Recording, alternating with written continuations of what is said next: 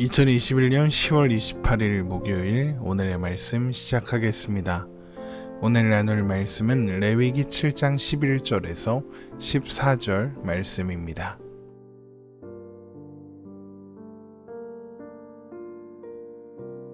여호와께 드릴 화목제물의 규례는 이러하니라. 만일 그것을 감사함으로 드리려면 기름 섞은 무교병과 기름 바른 무교전병과 고운 가루에 기름 섞어 구운 과자를 그 감사제물과 함께 드리고 또 유교병을 화목제의 감사제물과 함께 그 예물로 드리되 그 전체의 예물 중에서 하나씩 여호와께 거제로 드리고 그것을 화목제의 피를 뿌린 제사장에게로 돌릴지니라.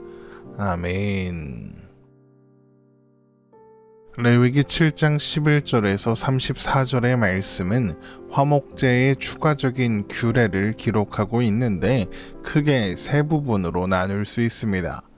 첫 번째 부분은 7장 11절에서 21절인데 감사를 목적으로 드리는 화목제에서 화목제물과 함께 드리는 소제물에 대한 것, 그리고 화목제물 중 제사장의 몫에 대한 것, 그리고 화목제물을 바친 사람이 화목제물을 먹는 방법과 먹을 수 없는 경우에 대한 내용입니다.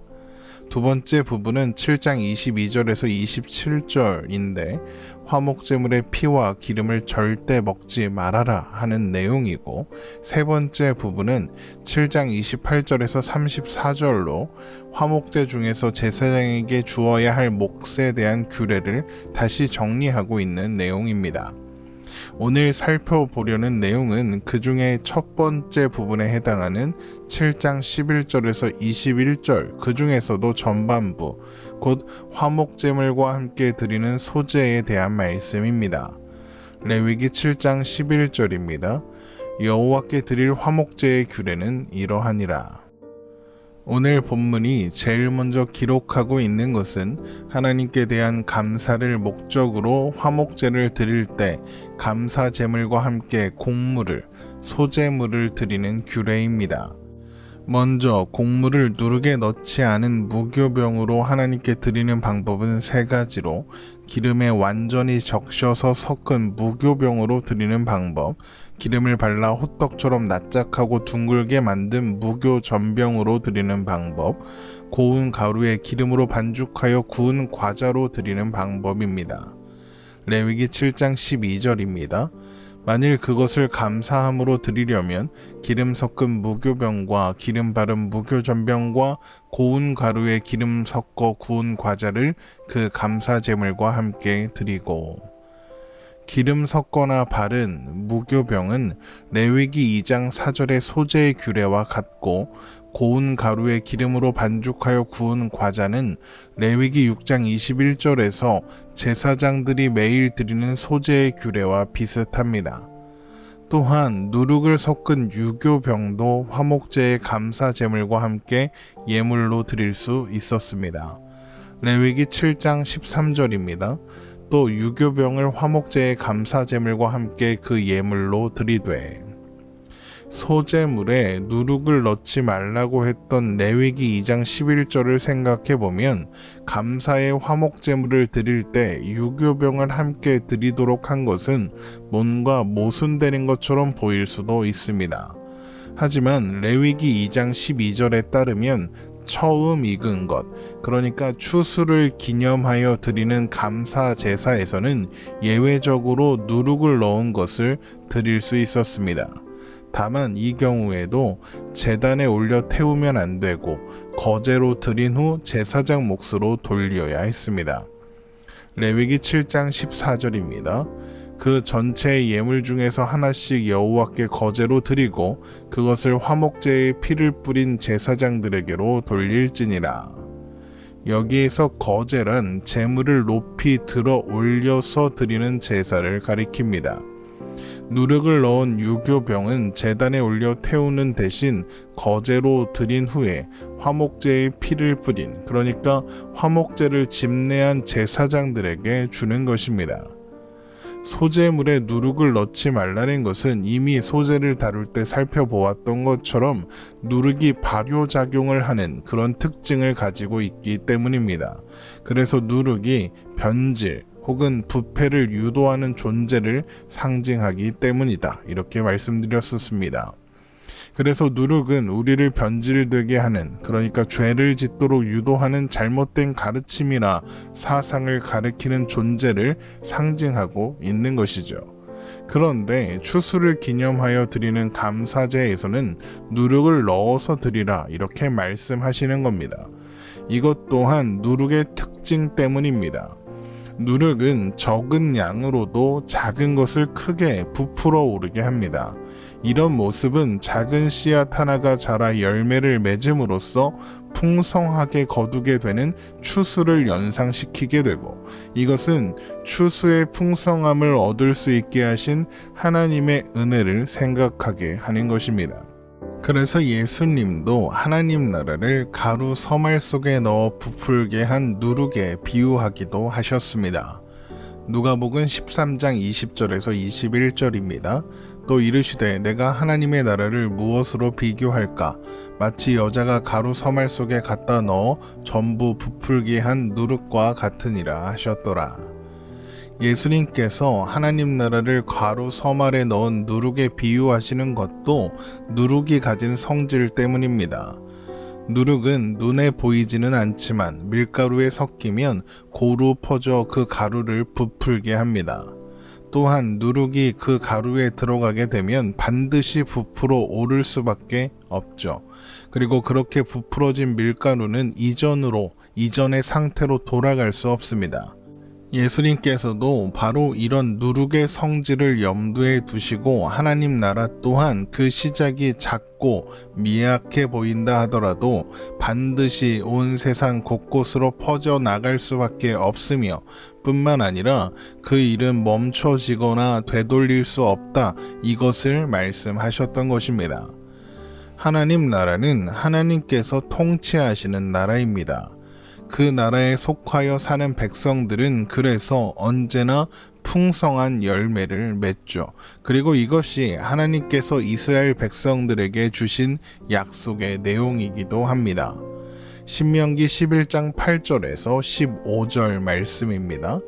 그러므로 너희는 내가 오늘 너희에게 명하는 모든 명령을 지키라. 그리하면 너희가 강성할 것이요 너희가 건너가 차지할 땅에 들어가서 그것을 차지할 것이며, 또 여호와께서 너희 조상들에게 맹세하여 그들과 그들의 후손에게 주리라고 하신 땅, 곧 젖과 꿀이 흐르는 땅에서 너희의 날이 장구하리라. 내가 들어가 차지하려 하는 땅은 내가 나온 애굽 땅과 같지 아니하니 거기에서는 너희가 파종한 후에 발로 물대기를 채소밭의 댐과 같이 하였거니와, 너희가 건너가서 차지할 땅은 산과 골짜기가 있어서 하늘에서 내리는 비를 흡수하는 땅이요 내 하나님 여호와께서 돌보아 주시는 땅이라.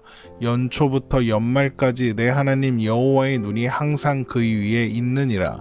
내가 오늘 너희에게 명하는 내 명령을 너희가 만일 청종하고 너희의 하나님 여호와를 사랑하여 마음을 다하고 뜻을 다하여 섬기면 여호와께서 너희의 땅에 이른 비 늦은 비를 적당한 때에 내리시리니 너희가 곡식과 포도주와 기름을 얻을 것이요 또 가축을 위하여 들에 풀이 나게 하시리니 내가 먹고 배부를 것이니라.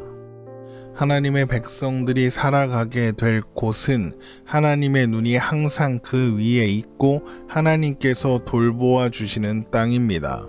그래서 그들이 열매를 맺게 되는 것, 그러니까 추수를 한다는 것은 하나님께서 돌보아 주신 결과로 그들에게 주어진 풍성함은 하나님 나라 백성만이 누릴 수 있는 특권이라는 겁니다. 그래서 하나님은 소재에 누룩을 넣지 말라고 하셨지만 추수를 기념하여 감사제로 드리는 제사에서는 누룩을 넣어 드려라 라고 하심으로써 누룩으로 인해 부풀어 오르는 빵처럼 하나님의 은혜가 풍성하게 그들 가운데 나타나신다는 것을 기억하고 기념하도록 하시는 것입니다.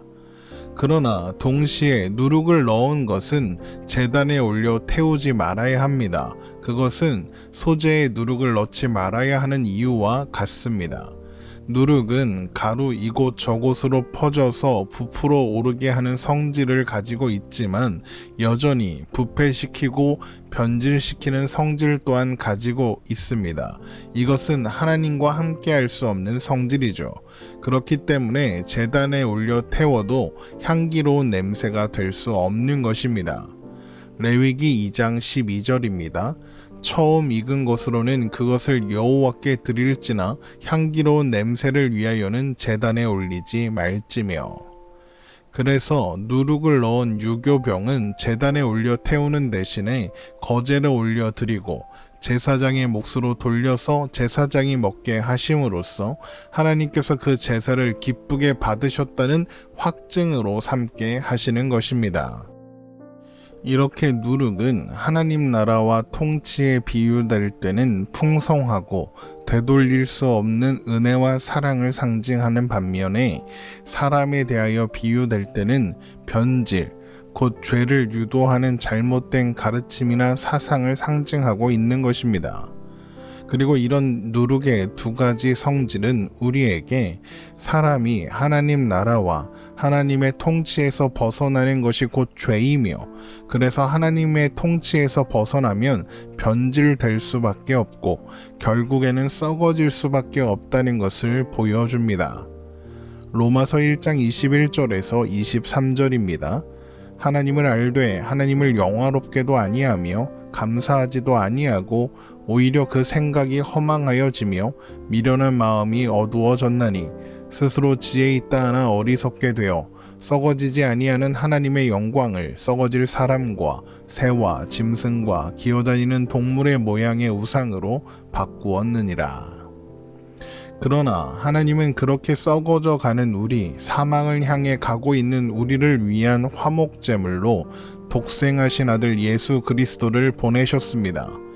그래서 우리를 의롭다 하시고 하나님과의 올바른 관계, 곧 의를 회복하게 하사 하나님과 화목하게 하셨습니다. 로마서 5장 9절에서 11절 말씀입니다. 그러면 이제 우리가 그의 피로 말미암아 의롭다 하심을 받았으니 더욱 그로 말미암아 진노하심에서 구원을 받을 것이니 곧 우리가 원수 되었을 때에 그의 아들의 죽으심으로 말미암아 하나님과 화목하게 되었은즉 화목하게 된 자로서는 더욱 그의 살아나심으로 말미암아 구원을 받을 것이니라. 그뿐 아니라 이제 우리로 화목하게 하신 우리 주 예수 그리스도로 말미암아 하나님 안에서 또한 즐거워하느니라. 이렇게 우리는 예수 그리스도를 통하여 하나님과 온전한 화목을 이루게 되었고 하나님 나라 백성이 되어 언제나 하나님 안에서 참된 기쁨과 즐거움을 누리게 되었습니다. 그래서 그렇게 주어진 기쁨과 즐거움은 그 누구도 빼앗을 수 없는 것입니다. 우리는 오늘 지금 이 순간에도 하나님께서 통치하시는 하나님 나라에 살아가는 사람들입니다. 그래서 우리는 하나님 안에서만 진정한 평화와 기쁨과 풍성함을 누릴 수 있다는 것을 잘 알고 있는 존재들이죠. 이것들을 기억하며 감사함으로 또한 기쁨으로 오늘을 살아가는 우리가 되기를 주님의 이름으로 축원합니다.